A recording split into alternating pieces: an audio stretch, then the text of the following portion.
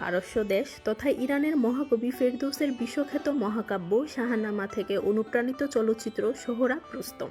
এটির পরিচালনায় ছিলেন মমতাজ আলী। বাংলাদেশ ও ভারতের মাদ্রাজের মনোরম পরিবেশে চিত্রায়িত হয় সোহরাব রুস্তম।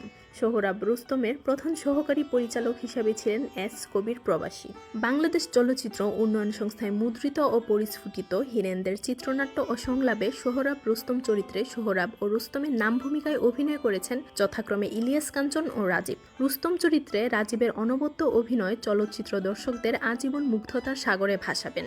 এমন ইতিবাচক চরিত্রাভিনয়ে তিনি নিজেকে দারুণভাবে উৎসর্গ করেছেন, যেন বাস্তবের মহাবীর রুস্তমই বারবার পর্দায় সামিল হয়েছেন। তার এমন উচ্চমার্গীয় অভিনয় যে কোনো শিল্পপ্রেমী দর্শকের ভালোবাসা মণিকোঠায় চিরদিন জায়গা করে নেবেন এমনই বলা যায়। সোহরাব চরিত্রে ইলিয়াস কাঞ্চন ও রাজীবের সাথে পাল্লা দিয়ে অসাধারণ অভিনয় করেছেন।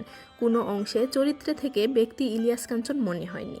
এছাড়া সোহরাব রুস্তম চলচ্চিত্রে মুস্তফা, ফাল্গুনী আহমেদ, বনশ্রী, মিঠুন, আহমেদ শরীফ, নাসির খান, জাম্বু, অমল বসু, দিলদার, টেলিসামাদরাও নিজেদের সেরাটা দিয়ে অভিনয় করেছেন সালাম খান, নবাব টুক্কা, শিরিন, মর্জিনা, অরুণ রবি, এরফান, সৈয়দ আখতার আলী, কাদের, মাইনুদ্দিন, মাস্টার রিয়াল সহ আরও অনেকে। 1994 সালে মুক্তিপ্রাপ্ত ফারুক ঠাকুর প্রযোজিত সোহরাব রুস্তমে নৃত্য পরিচালনায় ছিলেন ইলিয়াস জাভেদ, মাসুম বাবুল ও আজিজ রেজা। এছাড়া রূপসজ্জায় শহীদ আলী, পোশাকে নাজিম, শিল্প নির্দেশনায় আব্দুর রশিদ, চিত্রগ্রহণে আফজাল চৌধুরী, সম্পাদনায় সাইফুল ইসলাম সহ আরও নেপথ্য শিল্পীবৃন্দ। সোহরাব রুস্তমে গীত রচনায় মাসুদ করিম ও ইন্দ্রমোহন রাজবংশী।